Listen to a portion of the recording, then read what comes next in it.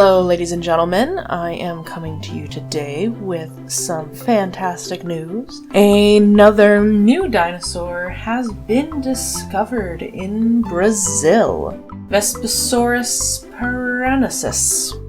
It is a bipedal theropod, carnivorous dinosaur that lived in desert-like conditions. And what makes this dinosaur specifically interesting is it was practically monodactyl. Monodactyl meaning walking on one toe. In today's world, we have a couple different examples of monodactyl animals. We have horses, who walk entirely upright on the end of a toe where a hoof has grown.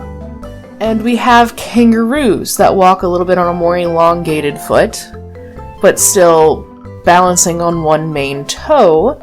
Both of these animals have adapted the monodactyl lifestyle, so that way they can increase their speed by running away from predators and so on and so forth. Which is interesting because Vespersaurus here is a carnivore.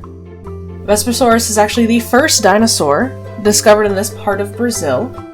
Until this point, they'd only found things like pterosaurs and turtles and lizards. So it was exciting for them to actually find some sort of dinosaur, let alone a theropod. Around about 50 years ago, people started finding one-toed footprints, but couldn't quite figure out where they were coming from until recently. How the Vespersaurus stands is it's actually a three-toed theropod, similar to like a Tyrannosaurus. But its two outside toes stay lifted, or at least close to the middle toe, and all of the weight of the dinosaur is put on the longest middle toe. On the two outside toes, there's very long and strong claws, kind of along the lines of what you think of when you think a Dinocheirus or Deinonychus or Jurassic Park velociraptors. There's this long cutting claw, but the Vespersaurus has two. Well, technically four. The thought is that these are used for catching prey for the area, which would come down to the pterosaurs and the lizards and the turtles that had been found in the areas so far. This is where the monodactyl speed could have come in, because if you imagine a theropod running after things like quadrupedal lizards, and think about most lizards today can run pretty fast, and then trying to catch pterosaurs on top of that. The running and leaping that would have to be done, especially in a desert-like climate where there's not a lot of underbrush and things to hide in for the element of surprise. So this possibly could be where the one-toed extra speed being needed had developed. But that's just a theory of a dino nerd. That is me. Now, Vespersaurus was not a very big dinosaur. He stood about 2.5 feet tall and was about 5 feet long, looking about the size of a greyhound today. Its front arms were about half the length of its back legs, and were kind of adorably small. And its head is actually rather small compared to its body as well. When I first saw pictures of this guy, just the head, I thought it was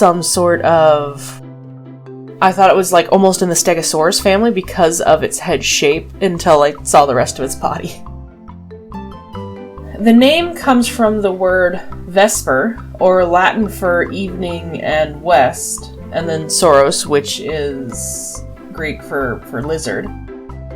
Cruzeiro do Oeste, or Western Cross, where the fossils were found. And the paranaensis comes from the state of Parana in Brazil, where it was found. Now, only 40% of the skeleton has been found. Some vertebra, some parts of the front arms, only a little bit of the skull, the teeth, and then a complete foot, which is where we know about its monodactyl state. But even only about 40%, that is the most complete dinosaur found in all of Brazil so far. So not only is it the first dinosaur in its area, it's the most complete Brazilian dinosaur ever. But I also think you should keep in mind that dinosaurs are never really found complete. I mean, Sue, the Tyrannosaurus rex, is one of the most complete dinosaur skeletons of all time, and she's only just over 90% complete. And there's some dinosaurs that we have 5%, 10%, there's some where we have one vertebra or one tooth, and we've tried to build an entire dinosaur just from that one bone.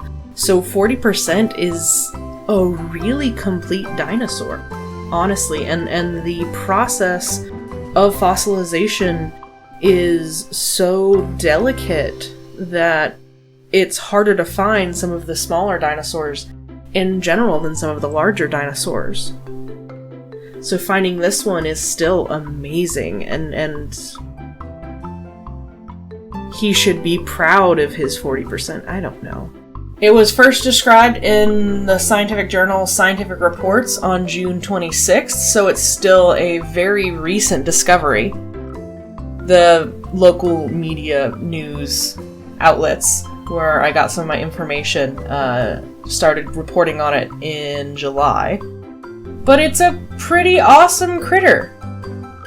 We've got the fact that it's the first from its area, it's the most complete in Brazil, and the fact that it's unique with the fact that it stands on one toe, kind of more like a kangaroo or something like that. When I decided to draw it, I wanted to stick to kind of a desert theme. I'm kind of amused by the idea of it being more similar to kangaroo and having a little bit of a hop to its step. There's no scientific proof to that, but the idea amused me greatly. I have my Vespersaurus kind of rearing up because I wanted to show off the 2 feet. I have drawn its head probably a little larger than it should be, and its arms a little beefier. But in general, I think I did a pretty decent job with my illustration. I gave it kind of a deserty, salamander-y vibe when it comes to its colors, giving it some camouflage when hunting its favorite food. Had fun adding a little bit of a desert background. And I kind of enjoy the fact that the sides and the top are very sharp, crisp edges, where the bottom's a little more loose. It's a fun illustrative style. Let's see if I do it again. All in all, he was fun to draw. I drew the feet like 50 million times, trying to find a better way to angle them. And I wound up doing the lazy profile of 2 almost entirely identical feet, because I could not figure out this whole one-toe thing. The tail is probably a little more swishy than it should be, but you kind of gotta love the composition you can get with a swooshy tail. All in all, I like him. He's cute. I want to see him hopping through a desert because it would be adorable. I hope you guys enjoyed hearing a little bit about this dino. I had fun doing a little bit of the research that I did. I hope this was entertaining in some fashion, and maybe I'll do another one soon. There's actually been a lot of new dinosaur discoveries lately. There have been 2 bat-winged dinosaurs discovered in China, which I would love to talk about. And there was also, it's similar to an iguanodon, there's a whole family of dinosaurs that were discovered in a mine where their bones had actually opalized. So that would be really cool to talk about too. But we'll get there when we get there. Until then, here is your Vespersaurus paranaensis in his 1-toed but kind of 3-toed glory. And I hope to see you dino nerds later. Bye! If you are interested in learning more about random dinosaurs that I find out about on the internet, please hit that subscribe button. And if you know of any other dinosaurs that have shown up recently that you want to learn more about, please leave a comment and I'll look into it and it might be featured in the next video. Thank you very much.